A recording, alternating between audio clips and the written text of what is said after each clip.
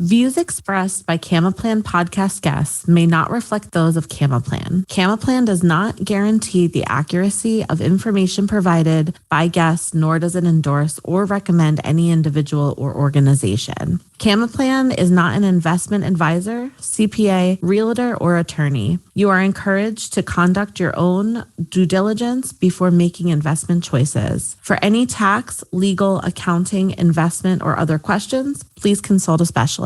Welcome back to the Road to Financial Freedom, where experts share stories and secrets to unlocking financial independence. This podcast is brought to you by CamaPlan, a self-directed IRA administrator focusing on educating investors on how to grow retirement savings faster through alternative investments. I'm Ricky Trong, CamaPlan team member and podcast host. In each episode, we're going to take an in-depth look at the many roads taken to financial freedom and how they differ for each guest. Welcome back to the Road to Financial Freedom. Today, we have David Dodge on our podcast, and he is going to go into some fun, exciting information, what he practices and what he preaches for his everyday life. I'm Ricky. I'm your host of The Road to Financial Freedom. And welcome, David. How are you today? Hey, Ricky. I'm great. Thanks for having me. Thank you so much for being here. I am so excited. It's been a long time coming. I'm very excited to meet you finally. And I'm really excited to get into what you do on an everyday basis and how you inspire people. Tell me a little bit about your background and what brought you to being a wonderful investor that you are today. Oh, thank you so much for those kind words. I love it. Making me feel good over here. So I do a lot of things. I've been a real estate investor for 18 years, full-time for 8. I'm 38, essentially. We'll round it up. So basically, I've been in this since I was 20. And, I started out doing it the wrong way, essentially. And I did it the wrong way for 10 years. And it was a passive thing to me. I had different jobs or was an entrepreneur and had different businesses that I would go through or create and, launch and sell off or spin down. And long story short, I was buying rentals. I was putting down 20%. So I did that for 10 years. And at the end of my 10-year stint, I had 12. So I got lucky 2 years and I bought 2, right? Woo! Awesome. Nice. But 8 years ago, I went full-time in this business and I didn't want to be an agent per se or a broker. I didn't really have a whole lot of interest in that side of the business, although it's a very lucrative business to get into as well. Being an agent or a broker is a great, way to get your foot in the door and in the business. But to me, I always wanted to be a landlord and a flipper. So about 8 years ago, I closed down all my existing businesses and, just said, I'm going to do this full time. I'm going to learn how somebody with little money and, not the best credit, wasn't terrible, of course, but wasn't great, little money, not much savings, had a few rentals that I had, purchased over the years, but, they were just making a little money here and there. Like, how can somebody do this business full time? And I stumbled across wholesaling and I learned that wholesaling is a great business also to get your feet wet in the game and to learn the business. But at the end of the day, wholesaling is another job and it's not investing, it's marketing. So I started in the investing, even though I did it wrong and it was slow. And then I switched to the marketing. And then after doing it full time for like 3 or 4 years, I woke up one day and it's like, what am I doing? I was trying to be a full-time investor. Now I'm just a marketer. I'm not buying any rentals. I'm not doing a whole lot of fix and flips. But the cool thing is I learned a lot of skills. Tons of skills on how to get in touch with sellers and how to talk to them and how to get them to call me and how to run appointments and build rapport and make offers and win deals. Like a lot of cool things, right? That you will learn as you just start doing anything. So, now I had this new skill set and I pivoted back. So now we still wholesale, but now we wholesale the deals that we don't want to keep. And then the deals that we do want to keep, Ricky, we will add them to our portfolio of rentals. And I love using a method called the Burr method because I can get the deal at no money out of pocket in the end or very, very little. We also do some creative finance and, type of on the purchase as well as on the exit. We do some fix and flip. And then again, we still wholesale, but now the wholesaling to us is really just like, hey, we don't want the deal, but we can get a good price on it. Let's wholesale it and make a few, which then in turn funds our marketing. So we haven't had to spend $1 on marketing. Other than, taking 10% off of our deals. So of course we spend anywhere from $5,000 to $7,000 a month on marketing, but I haven't had to fund that marketing account in over 4 years because 10% of every deal we do, we feed the account. And sometimes, that account will get big and we can take it out, take some of it out. It's even better, right? But we're very diligent about funding our marketing account because this is a marketing business at the end of the day, right? Even if you want to be a landlord or a fix and flipper and you want to do more than 1 or 2 deals a year, and if you only want to do 1 or 2 deals a year, then you don't necessarily need to have a big marketing team or budget, but if you want to do this full time and you want to do a lot of deals, like this is a marketing business before it's any other business, Ricky. So what I love to do is teach people how real estate can create freedom, how it can create freedom of time and freedom of money. Most people's goal is to create financial freedom. But if you ask anybody who has financial freedom what their goal is, it's not financial freedom, oddly enough, it's time freedom. So you can't have the time freedom typically without the financial freedom. And that's why there's a difference of goals amongst these different layers of wealth amongst our society. Everyone's goal at the end of the day is time freedom, like it or not. They just might call it something differently in the beginning because they can never imagine having free time, without having free money, essentially. That's what financial freedom is it's having enough money or it's having free money come in, basically, where you're not trading your time. Free money is passive. That's what I like to refer to it as, right? So in my business, I've created financial freedom. I've created time freedom. Yesterday I spent 4 hours at my lake house. I went to the country club with my wife and, had a date and hung out at the pool and ate dinner. I played ice hockey late last night and scored 2 goals. It was the most amazing day I've had in months. And my wife and I were celebrating how awesome my day was at breakfast this morning, but I would have never been able to do all those things and simultaneously have a team of people making offers in my office and looking at properties and doing deals with me being absent for the one day. Not a big deal. Sometimes it's a month. Let's be honest. But, that's why I chose real estate. So there's all these different things that we can do. And I don't want to necessarily bore everybody with every single strategy because that's not the point here. The point is to teach people how to get to financial freedom. And, your guys' product is a great product as well, too, because it helps build wealth, which is amazing. But what I do is I teach people real estate is a great way to, get out of the hole that you're in. It's a great way to create cash flow. It's a great way to create wealth, not only short-term, but legacy wealth, right? And anybody and everybody can do it. But before anybody starts, understand that this is a marketing business. We have to get in front of people that have problems. And then what we do is we solve problems. So you have to have a high level of integrity if you want to have a long-term play in this game. You have to. But what we essentially do, Ricky, is we find people that have problems that own real estate and we help them solve those problems in exchange, convenience, in exchange for a discount. It's so simple. And the bigger discount somebody gives us, the more convenience we offer to them. And that's it. That's like the lesson number 2, right? Lesson number 1, this is a marketing business before it's an investing business. Lesson number 2, let's lead with integrity. And let's find people that have problems and let's help them solve those problems in exchange for a discount. Sometimes those problems, Ricky, are the property itself. But here's the cool thing. Sometimes they're not.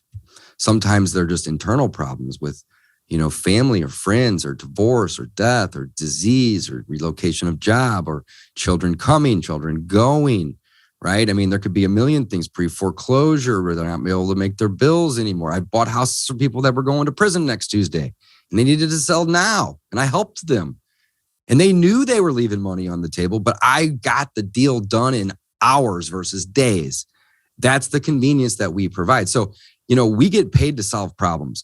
People that don't have this integrity in the business, they lead with getting paid and problem solving is secondary. I've been full-time at this for 8 years. And in the last 8 years, I've done over 1,000 transactions.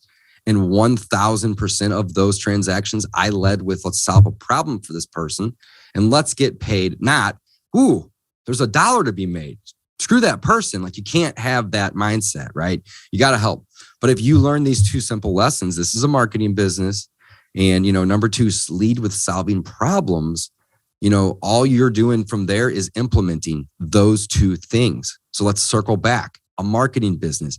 Well, anybody that runs any business has to have a budget of time and a budget of money, right? So I had a call with a student last night. He just joined my program. He's brand new, 33 years old, never done a deal. I told him these 2 things. And I said, all right, that's it. Sleep on it.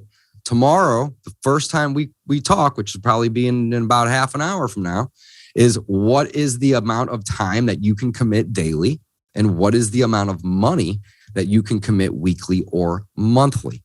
All right. Reason is this business consists of both. You're going to have to spend some money. You're going to have to spend some time, right? And the more money you have, the less time you can spend. The more time you have, the less money you may need to spend, even though you may choose not to and spend money too, right? So basically I told them though, you need to have 500 to 1,000 a month to really see some traction. Can you do it with $300? Yes. But you're going to need to put in 30, 40-hour weeks along with that budget. If you have a $1,500 monthly budget, you may only need to spend 45 minutes a day, right? Versus 7 or 8 hours. But you got to have one of the two. So if you guys all listening right now can understand that, right? That's how we find deals. I might spend $3, $4, $5 to get a deal, but that deal can make me anywhere from 8 to 10 on the low end. And I've done 3 6-figure deals. One of them was over 300,000 on a wholesale, right? Wow. Tons of fix and flips. Rental portfolio brings in over 20,000 a month, every single month. That's financial freedom, right? That's where we can get, but it ain't going to happen overnight, right? So if you're consistent with this business, you're persistent with this business, you lead with integrity and you solve problems and you understand it's marketing and you start marketing. Like there's going to be somebody right here, right now, it's listening. And they're like, I know, I need to market. And then they're going to go tonight and sit down and watch Seinfeld. I love Seinfeld. I'll watch it with you. But guys, you're not going to build your business doing that.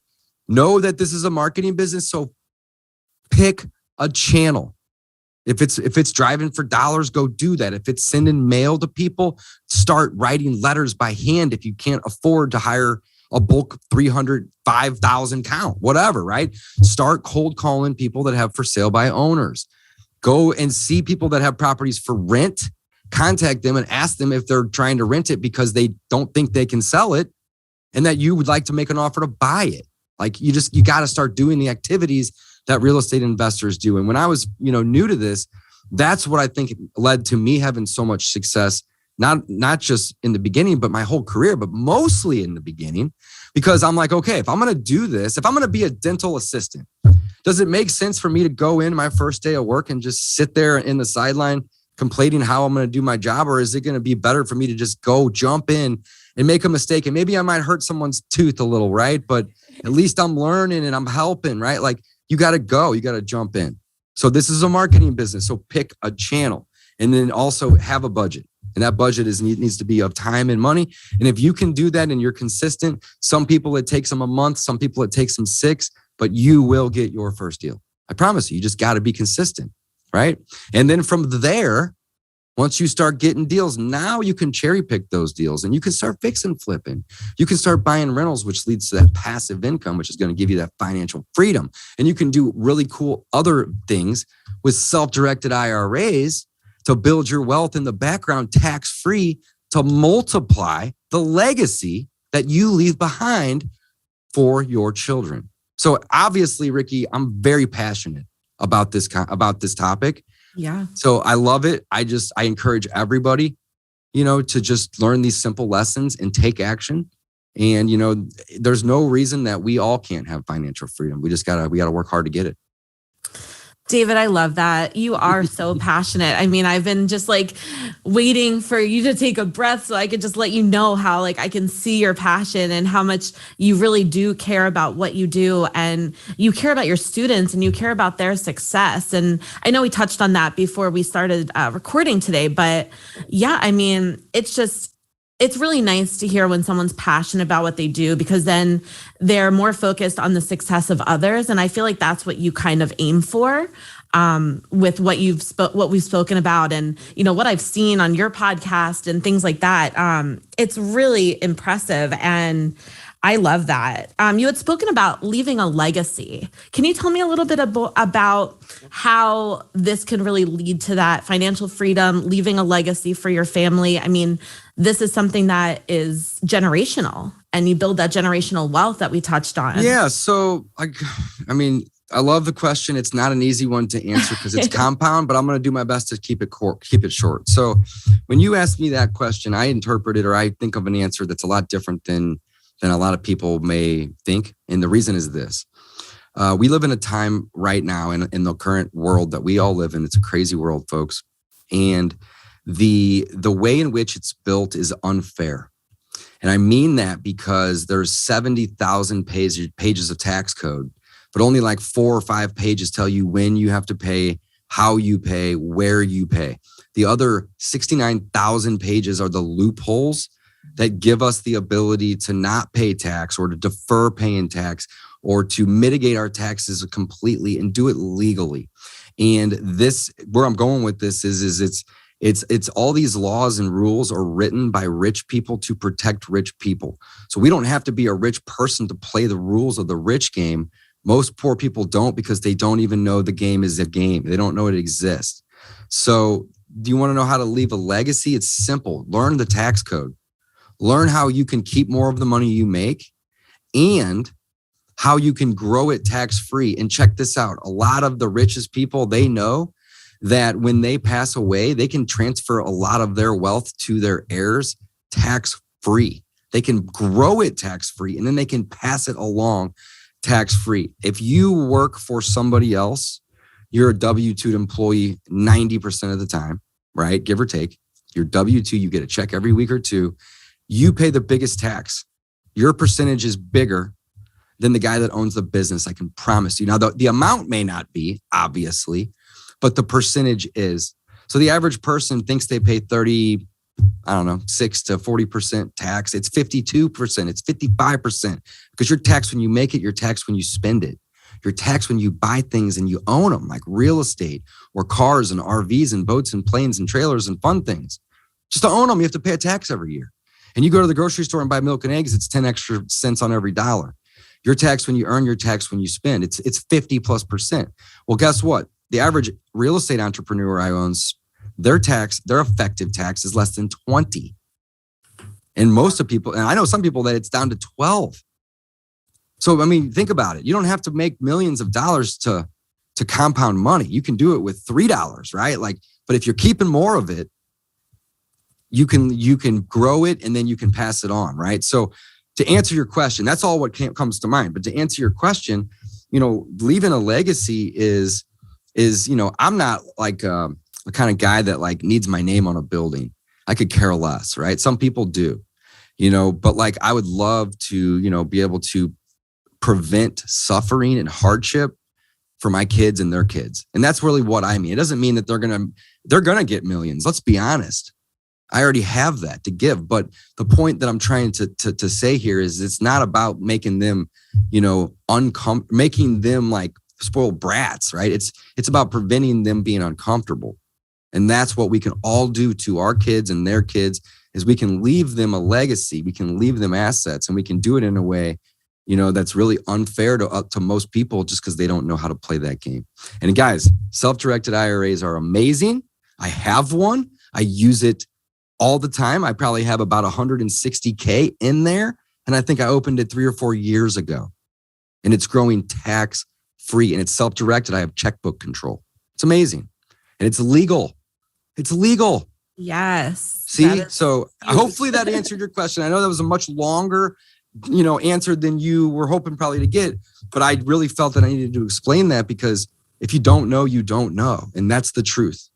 Yeah, no, I appreciate the in-depth information, because that's something I didn't even know about. So you're educating me as well as our audience. I mean, I don't think most people that especially are getting into investing really know about the taxes. And I know you're not a tax professional, and obviously I am not a tax professional, but I see how much I pay, and I don't want to keep that up. So I just decided, you know what, I'm going to learn how we can do it legally.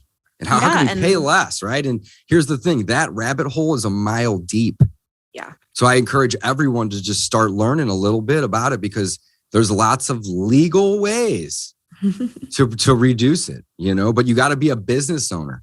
The whole thing about the W-2 and being an employee is employees earn money. This is Rich Dad 101. For anybody that has not read Rich Dad, this is the 45-second 101 on the book. employees earn money, they pay taxes, and then they spend what's left, right?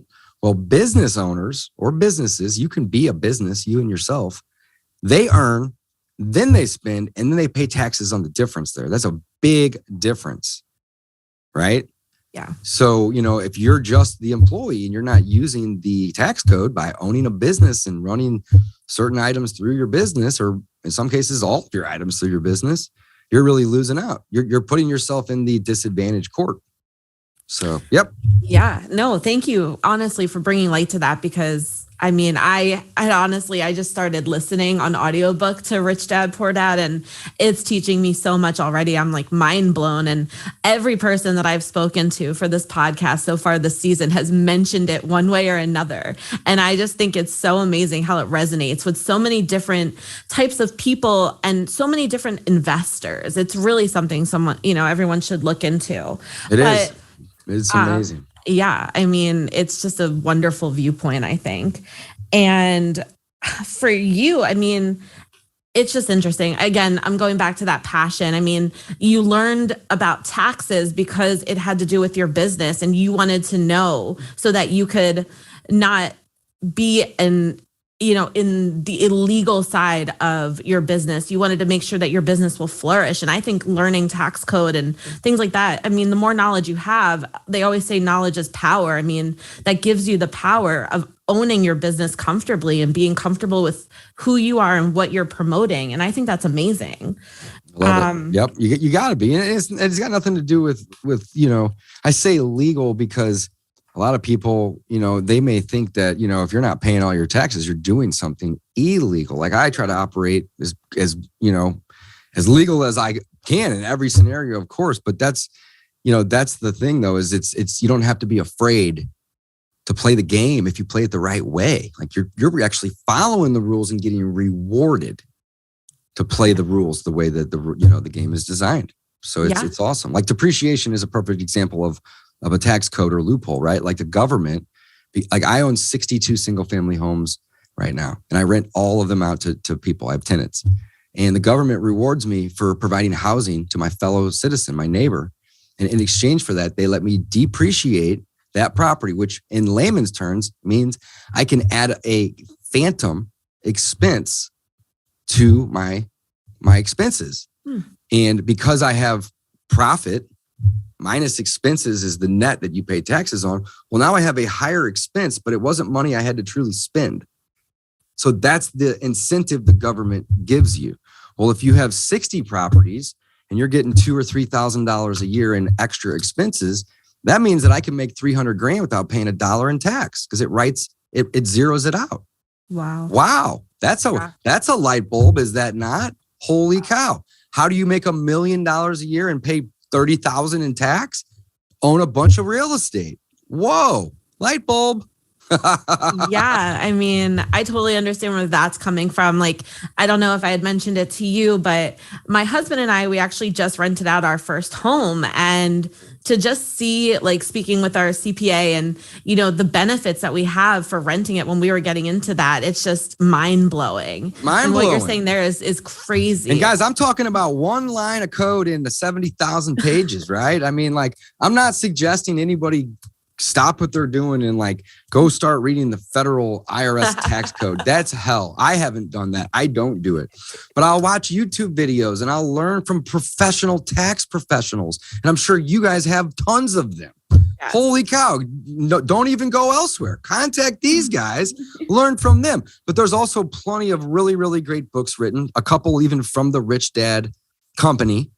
Tom Wheelwright wrote some really great books on tax-free wealth and rentals and all that stuff. So yeah, get a CPA. You don't have to go out there and read every page, but also network with other real estate investors or other investors, and you're going to learn what they're doing and you can piggyback, right? I mean, there's very few things in life these days that are new. Most things are copied, and that's okay. You don't have to, feel bad about that. Like, you're just learning something new and then you're implementing it. It's amazing, I mean, yeah, I totally understand where you're coming from. And speaking of mentioning books here, I've learned that you're an author. Can you tell me a little bit about what that's like and what kind of books that you are producing for our audience and others to learn? Yeah, sure. So I've written 3 books. 2 of them are big, thick books. One of them is a smaller, easier to read book. The first one's called The Ultimate Guide to Wholesaling Real Estate. Wrote that about 5 years ago, give or take. At this point, maybe 6 even. And it just teaches people that this is a marketing business, and it teaches them that if you lead with integrity and you solve problems, you can make a ton of money in this. And it teaches you all the different strategies that you can go out there to do marketing. We break down, simple contracts. We break down, how to negotiate, what formulas to use. I mean, it's a great book, The Ultimate Guide to Wholesaling Real Estate. The second book I've written was on the BRRRR method, because that's really where I kind of went and transitioned my life and my business into that model, where I started acquiring rental properties, and I didn't want to leave $30,000 in one. So the first 10 years when I'd buy a property, I'd find a $150,000 property. I'd walk into a bank, say, I want to buy it. They'd say, great, you have a job or any credit? And I'd be like, maybe a little, and then they'd say, well, you need 20% down, kid. And I'd say, all right, well, I'll go borrow that from my, friends or grandparents or acquaintances or whoever. And I would get that, and then I'd get a bank loan, and then I'd pay that $30,000 off over the next year or two. That's how I did it. It was slow. Well, with the BRRRR method, guys, we can use private money or hard money. We can buy it, we can rehab it, we can rent it out, and then we can refinance it and not have any of our own money in it. So that's what that book's all about. It's called the BRRRR method. And then the third one is just, it's called The 3 Pillars of Wholesaling. And it's a smaller book. It's only like 40 or maybe 50 pages, give or take. It's a little smaller than the other 2. But that one is just talking about the money-making activities when it comes to wholesaling and just being an investor. So yeah, all of these can be found on Audible, which is great because I love to do the audiobook, and also on Amazon as a hard copy or a Kindle. Perfect. Awesome. And we'll have the links in the description later. So that's amazing. And I mean, I think it's great that you're writing books about what you're passionate about. So you can, even if someone's not taking your course, because I'm sure you talk about the BRRRR method and things like that in your courses, correct? I do. Yep. Yeah. Yep. So I coach people. I love helping people too. So if anyone's interested, just hit me up on Instagram. My handle is David Allen Dodge, ALAN, my middle name. So it's David Allen. And then Dodge, like the car, DODGE. Shoot me a DM. I can connect you with my team. I teach people how to wholesale real estate. I teach people how to buy rental properties. And of course, I love helping people get their first deal. That's really where I shine. Yeah. And you can already tell that. I mean, just being passionate about that and passionate about your students. And it just sounds like an incredible course. I think it's something that my husband and I are definitely going to have to look into at some point, because we want to learn more about the investing world as well. And, I said I'm only in just one property, but we definitely want to expand that. So I feel like you'd be the person to connect with on that. And I'm excited for that. Well, I'd love to work with you. Thank you. Right. Thank you. Wonderful. Well, just getting back to you owning so many properties, and when you had started out, what is something that maybe you wish someone had told you that you found out later in life that's turned your business around or helped you find success that you've had now? A couple things come to mind. Number one, you don't have to pay retail for a property. You just got to find somebody that's willing to trade you, a problem for a discount, right? So don't buy retail. If you pay retail for a property, it's very difficult to make a profit when you go to sell it, regardless if you fixed it or not. All right. You got to get a discount. Buying deals is how we make money. If you haven't heard this before, really, really listen hard here. We make our money when we buy. We get paid when we sell. It's very, very simple, but it's very, very true. If we don't buy a good deal, we're not getting paid when we sell it. We're going to break even. We may lose a little bit. We got to make our money when we buy. We got to buy deals. So I'd say that's number one. And then number two is, I said this 5-6 times already, this is a marketing business before it's any other business. And like, if you're just wanting to go pick up one rental a year, maybe stumble across a fix and flip, you can market with your mouth. Let's be honest, right? You can network, you can tell people. But if you're wanting to buy, on a good month, my business may buy 5-6 houses. Sometimes we'll do 3 or 4 in a week. Like there's been weeks there's been months where we've bought over 25 houses. Right. I mean, if you want to, do a lot of business and scale, you need to market and you need a budget to do so. So just know that going in, like that's literally lesson 1 of real estate 101. Like this is a marketing business. Like you can buy deals on the MLS. However, my business buys 100 houses a year on average, about 2 houses a week, give or take. I think Last year we did 160, but where we average about 100 a year. And we maybe find 2 or 3 a year on the MLS. That's it. 2 or 3. So can you find them? Yeah, the answer is yes, 100%. But would that be a great place for you to start? Absolutely not. That would be like you're learning how to swim and I tell you to swim across the Pacific Ocean. Like, come on, let's go to the pool and let's learn how to kick. You know what I'm saying? Like, it's just not a good place. So where do you find deals? You learn how to market. You network, you send mail, you drive for dollars, you cold call, you cold text, some people will go invest into a billboard or get an ad on the radio. Like you may even just choose to do bandit signs, or maybe you pay for some advertising at a bus stop or a park bench. You network. I can't emphasize that enough. There's 100,000 ways, but you can't watch Seinfeld while you're doing it. It's one or the other. Yeah.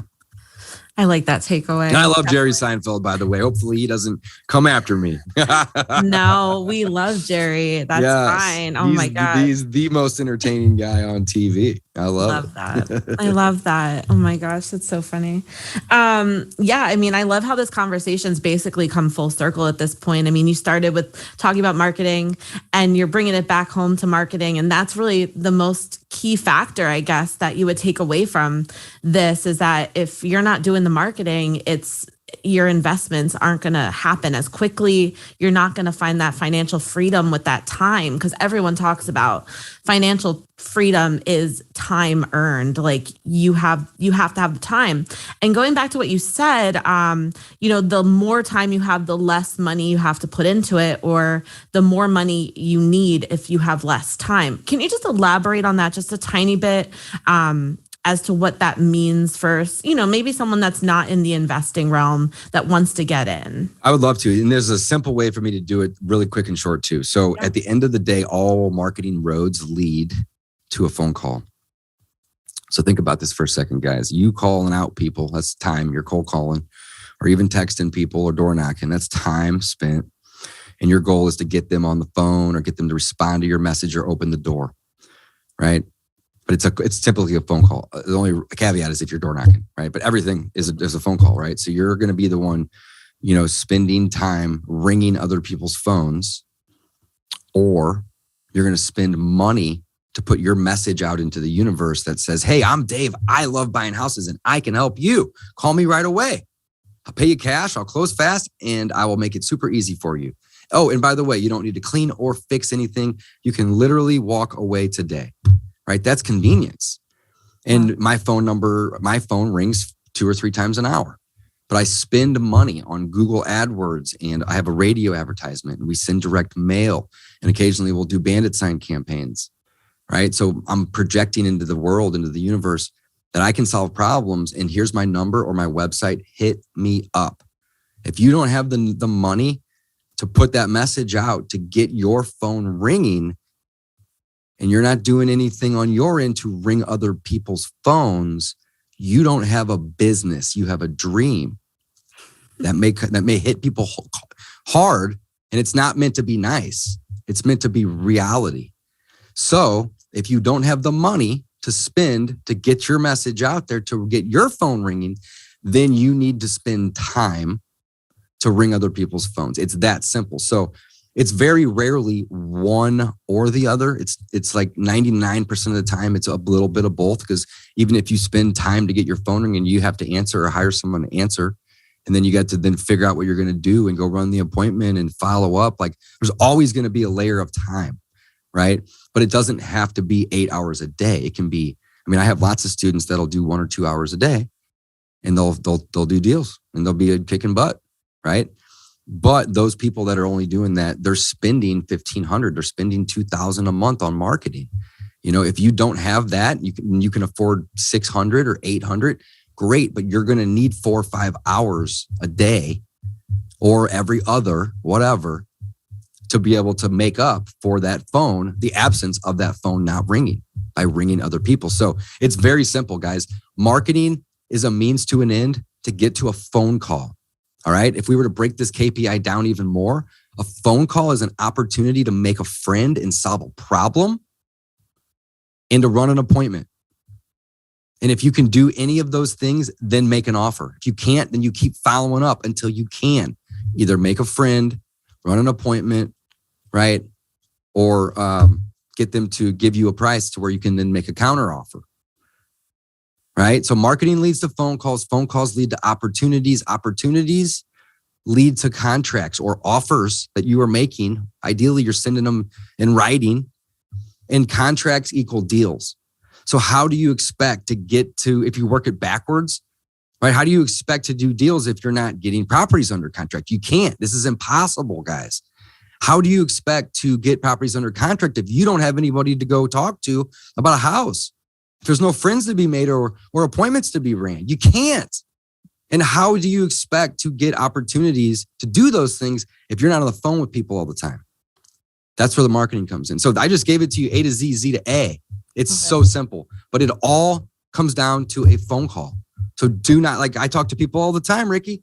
I've been in the business for 4 months, Dave. I'm ready to join your program. Hey, this is great. So you're telling me you've been doing this full-time 4 months?